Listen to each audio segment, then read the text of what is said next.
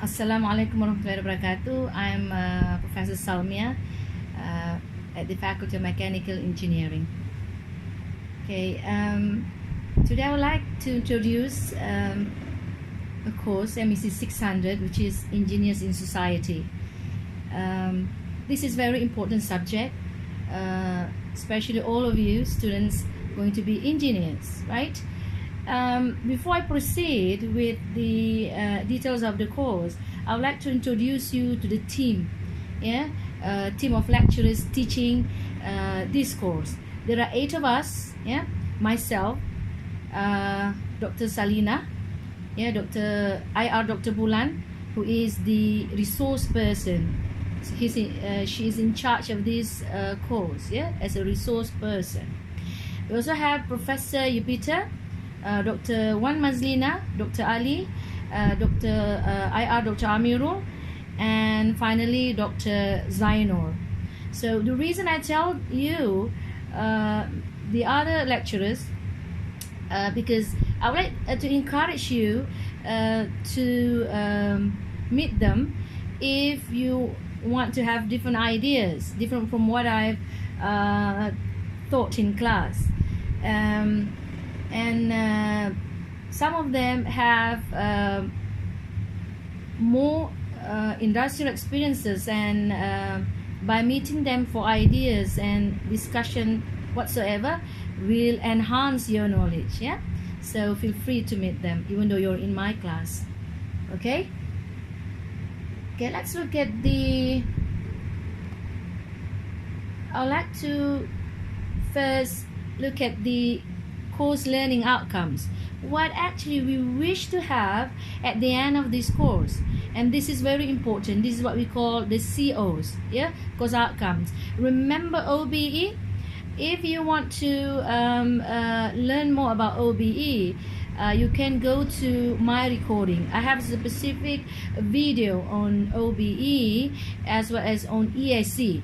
Now what is important in OBE is the PEOs, is the PEOs, Program Educational Objectives, and also the POs, Program Outcomes.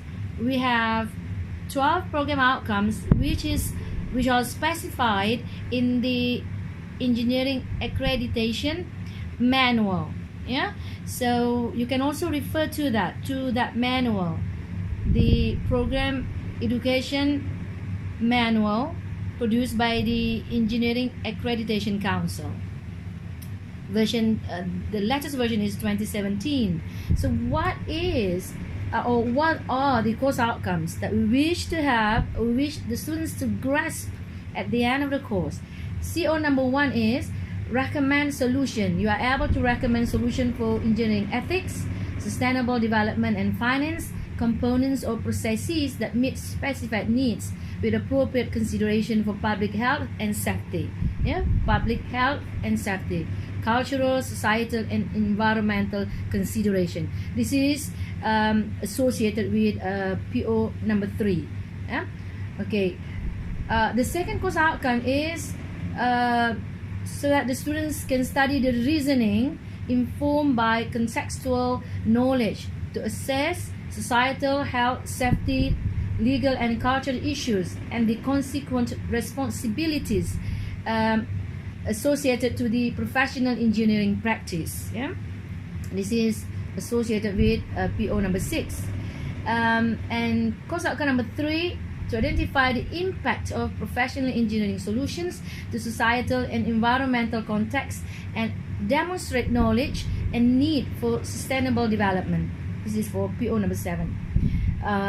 Course outcome number 4, there are 5, this is the second last, is to propose ethical principles and commit to professional ethics, responsibilities and norms of engineering practice. And again, this is PO number 8. And finally, the course outcome number 5 is be able to explain the knowledge and understanding of engineering and management principles and apply them as a member and leader in a team to manage projects in multidisciplinary environments. And again, this is associated with PO number 12. Okay.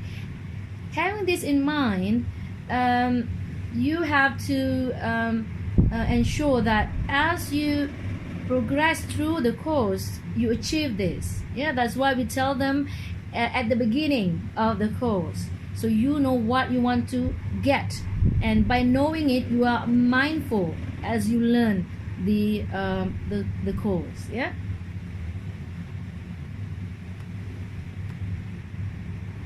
Now, this is a little bit of the course description.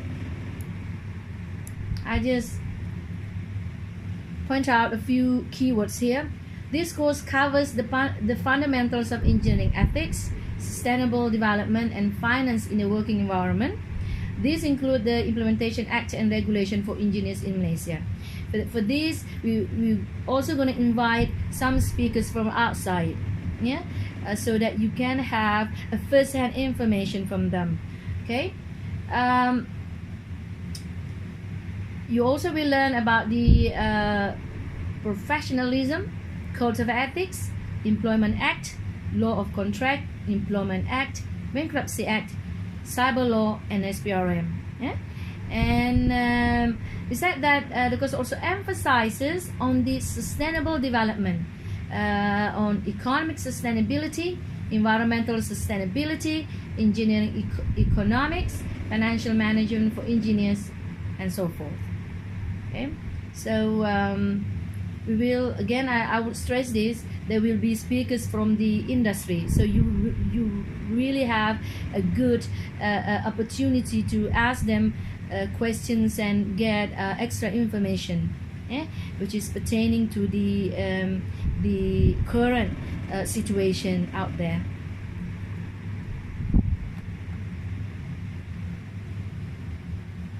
Okay, now we're going to move on to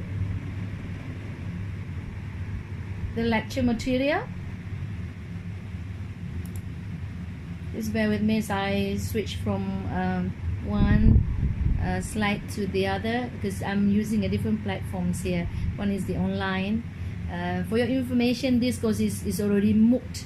Yeah, it is available in the open learning platform. All the materials are put there, and we do give you extra, like myself, I make videos, and this is also a good a good ground for you to have a known face-to-face lecture, because sometimes we have other engagement and we have to miss the class, so this way we can do something like a non face-to-face mode of engagement with students. Okay, I hope you appreciate that.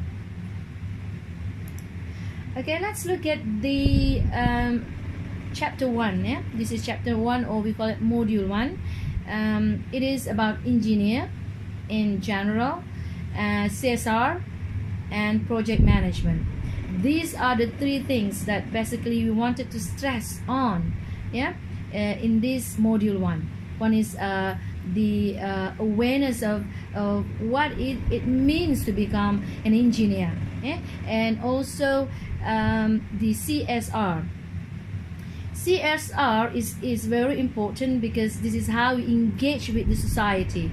That's why this course is named Engineers in Society. Yeah, engagement with the society is important, and it is often done through CSR. And finally, the project management. The skills in managing project is very important. If we have done some survey, the Faculty of Mechanical Engineering had done some survey, and many of the industry people out there believe that project management skill is one of the needed skill. Yeah, they love if students have this skill. It is sought after. Okay, so the subtopic for this module is engineer, CSR and project management. Number 1, that is the introduction. 1.1, impact CSR on economics, social, culture, and environmental, and as well as on sustainability. We also talk about these CSR activities, yeah, done by the corporate people as well as done by our students, yeah, as part of their projects. This is really interesting. If later on I'll show you some of the at least one, yeah, of the successful CSR project conducted by students, previous students who've taken this course. And finally, on project management, planning, budgeting, communicating, and also looking at risk. Risk assessment is one of the area which is very important and become one of the highlights of the ISO 9000. Yeah, the latest version is looked into or address the risk assessment or risk management. Okay, all right. Now let me begin, yeah, by asking you what it means to be an engineer. What is an engineer? Okay, think about it. Take 1 second to give some thought. What is an engineer? Okay, now let's look at also a quote by William A. Wolf, who is the president of the International Academy of Engineering. He said, "A scientist always discovers new things, but an engineer works out how this thing can be used for human welfare and commercial culture." See? So there is by this quote, there is a differentiation between scientist and engineer. So if you look at here, engineer is more like the applied of the technology. We use the basic knowledge to come up with the technology, and this applied knowledge is actually put into good things for the benefit of human life. Okay, something like that. Yeah, and also the commercial culture. I mean, because engineers are hired in industry, and industry will not progress if there is no commercial value associated with the business. It is always, they always think about profits. Yeah, they think about profits. Otherwise, they won't last. Yeah, the business won't last if there's no profits. So the commercial elements is always there. So the engineers help the industry to basically gain profits.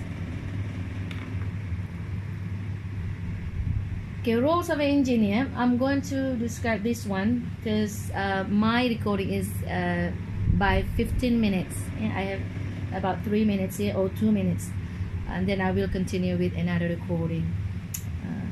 Okay, roles of an engineer. Now, some says to some extent the engineers are also scientists.